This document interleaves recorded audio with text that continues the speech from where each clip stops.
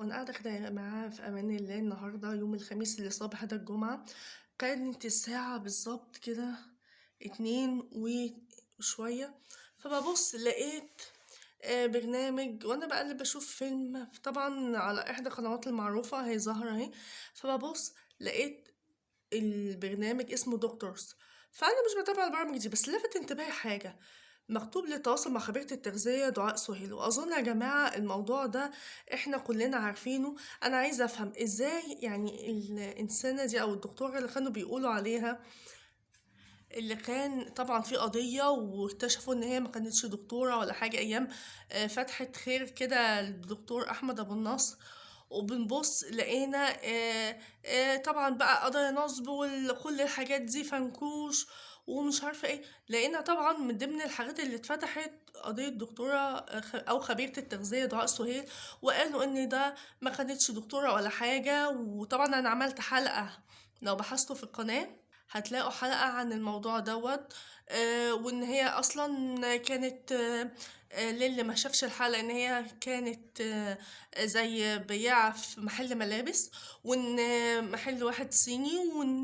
وان هو الراجل ده كان فيه ادوية معينة بيجيبها كان للتخسيس، فهي كانت تعرفه. وبغض النظر عن علاقتها معاه او كده، ان هي زي كانت دراعه لمين في المحل. طبعا انا بختصر حاجات كتيرة، عايزين تشوفوها شوفوها على قناتي. انا طبعا مش بقول على كل ده، انا بقول ان طبعا كان في قضيه واكتشفوا ان هي لا خبيره تغذيه ولا اي حاجه، وكان قضيه واتقبض عليها وكده. ازاي رجعت تاني؟ انا عايزه افهم بقى ازاي قناه معروفه. طب هي كانت بتظهر على قناه مجهوله، ومن القنوات المجهوله دي ازاي قناه معروفه وليها اسم زي قناه النهار، برنامج يعني لسه كده مفروض ليه مصداقيه، ازاي يجوا يجيبوها تاني؟ والمصيبه ان هم كمان حاطين ارقام للتواصل علشان ليه يتواصل مع الست دي. وجايبين حالات ويقول لك نفس اللي كان بيحصل في القنوات المجهولة، وحالات قبل وبعد ومش عارفة ايه، نفس اللي كان بيحصل في قبل كده مع أحمد أبو النصر ومع الست دي وغيرها وغيرها. والقواضي كانت مفتوحة. وطبعا يعني خلاص كان قضايا نصب ومش عارفة ايه. ازاي جابوها تاني وظهرت تاني وعاملين لها مش عارفة ناس قبل وبعد التخسيس، وان هي عملت معاهم ايه؟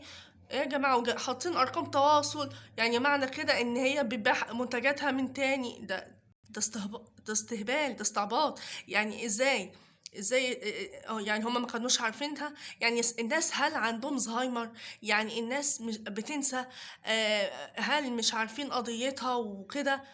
ما تقول محدش يقول لي طلع البراءة اللي بيتقبض عليه يبقى هي فعلا معلومات ليها مصداقية والمعلومات صحيحة. يبقى ازاي ان بعد كل ده يجي ترجع تاني في قناة معروفة؟ يعني الاول كانت قناة مجهولة، لا دي قناة معروفة وليها صيت، وفي نفس الوقت لازم المنتجات بترجع تاني. ونفس الكلام اللي كان بيقال في القنوات المش معروفة، لا بيتكرر علني قدام بقى يعني قنوات المتصيطة المعروفة اللي لها صيت ومعروفة قدام الناس، والأرقام التليفونات وتمام ويلا تواصلوا، وإن اللي حصل كان يا مكان، وإن خلاص كان حاجة عدت وولت، وإنه يعني لا خلاص الناس هتنسى، يا إما بقى كان بيضحك علينا. أنا مش فاهمة. أنا مطلوب يا جماعة توضيح، وضحوا لنا وفسروا لنا المهزلة اللي بتحصل قدامنا. يعني ايه؟ يعني ايه واحدة كان في ليها قضية وطلع ان هي لا خبيرة تغذية ولا اي نيلة، وبعد كده هو تجيبوها في قناة اعلى ومشهورة اكتر ومعروفة وتيجي تحطوها؟ طب ما الناس هتصدقوا، انتوا بتيجوا بعد كده ايه بتضحكوا على الناس؟ يعني انا عايزة توضيح وتفسير، لان بجد بجد انا اللي شايفاه بيحصل دلوقتي دي مهزلة كبيرة جدا. ويعني انتوا كده يعني بيبقى فعلا خطر، وبتتلعبوا بصحة الناس. لما الأول كانت اتقبض عليها وكانت مع قناة مجهولة، إن دوت كل كلامها غلط، وعاملة صفحة والدكتورة دعاء سهيل ومش عارفة ايه يا جماعة المهازل دي؟ ايه ده ايه ده ايه ده منظر على الصفحة على الفيسبوك، ويعني اهو يعني اضربوا دماغكم في الحيطة. صفحتها اها وبتعلنها يعني قدام الناس اهو، اتفضل فيها كام فولورز، اتفضل ويلا حطوا بقى ويلا واضحكوا يا هبل، وكمان عاملة للكرش وللتخسيس واللي مش عارفة ايه. وهم ساعتها كانوا قايلين لا دي خبيرة تغذية ولا بتاع. فنكوش، عارفين الفنكوش؟ اهو ده.